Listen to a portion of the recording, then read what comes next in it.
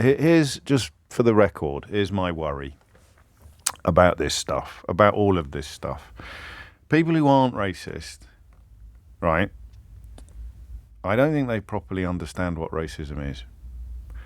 I mean, there's one of the fellas who was knocking about with Farage during the referendum today describing the French as our enemies. They don't, they start off talking about Eastern Europeans moving in next door to you or speaking foreign on trains.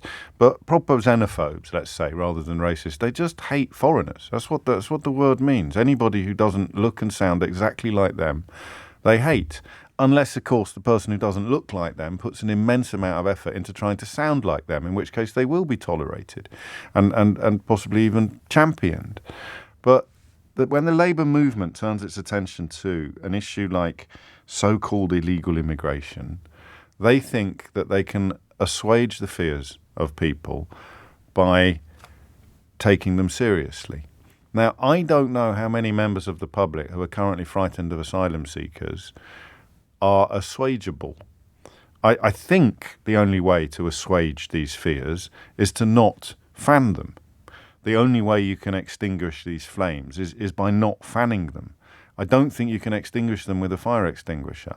I think you can only extinguish them by denying them the oxygen that they need to burn.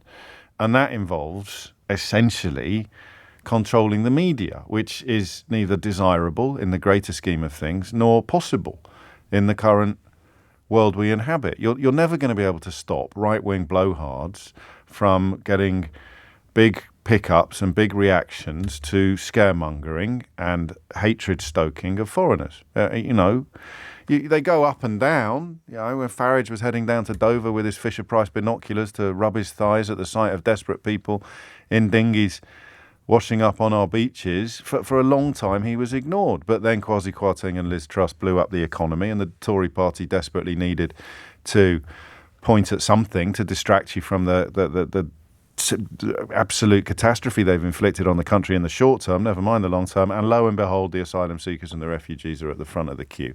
No matter that these are exactly the same people that told you that by imposing economic sanctions on ourselves, we would somehow become a country that was able to reduce or curtail this sort of traffic. In fact, we made it worse by Brexiting. But facts don't matter. This is my point about xenophobia. The Labour Party thinks that facts can help dilute feelings that aren't built on facts. And I think it's really dangerous and quite frightening that they're considering ID cards as a way of assuaging or addressing public concerns about so-called illegal immigration. Stephen Kinnock has said it would be so helpful in reassuring the public that we, quotes, have control of our borders. But it won't, It won't. It doesn't work like that. Even if we had ID cards, you would find someone claiming that they're being sold out the back of the Dog and Duck, or that person over there with dark skin can't possibly be here legally because ... There was something on Twitter the other day, I don't know if you saw it, about someone claiming her cousin had seen an asylum seeker in a newsagent spending £100 on a government-funded credit card on scratch cards. That stuff gathers pace. I wish it didn't, but just look at the numbers. It gathers pace. These lies are so seductive. They are so intoxicating, and I don't think those of us who can see that they're lies will ever fully understand how intoxicating they are. So the idea of bringing in an ID card at a time when, incidentally, the police, trust in the police is at an all-time low for a variety of very public and obvious reasons. The way individual officers have behaved, the institutional toxicity at the heart of many police services, it doesn't engender a great deal of confidence in their ability to use this new power responsibly and fairly. But the Labour Party, I think, Stephen Kinnock in particular, I think, believes that it would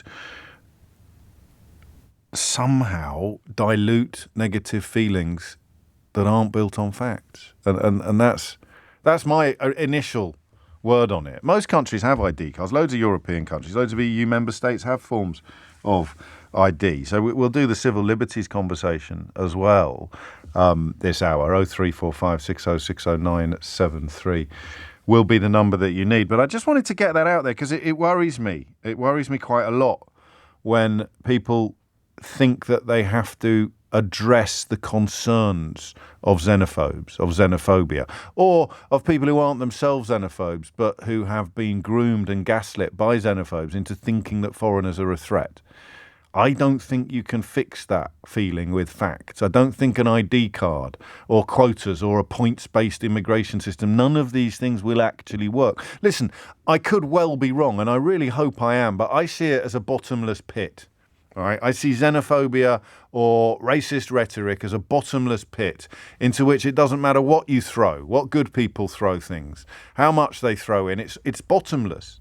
It's not going to touch the sides. Because if your political attitude is built upon a hatred of people who don't look like you or sound like you, then as long as there are people who don't look like you or sound like you in this country, you're going to be susceptible to the toxicity that some politicians, one of them stood up in the House of Commons yesterday and claimed that his constituents in Blackpool would dream of living in the circumstances at the Manston Processing Centre.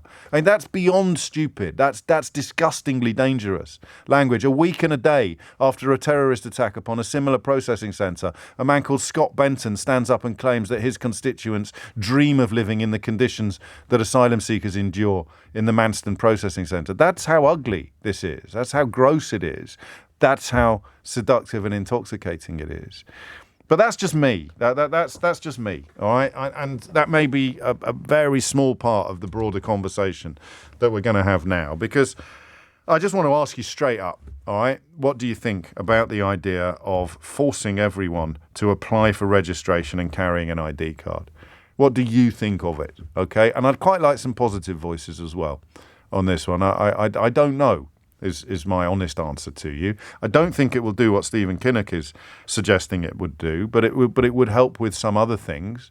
It would actually allow people to prove their presence is legal, if you like. It must be awful to be suspected or accused or things like that. You've got ID cards everywhere from Sweden right across Northern Europe, but what do you think of this? 03456060973. And bear in mind, I'm asking you this question on a day when people are now being arrested for plans to protest.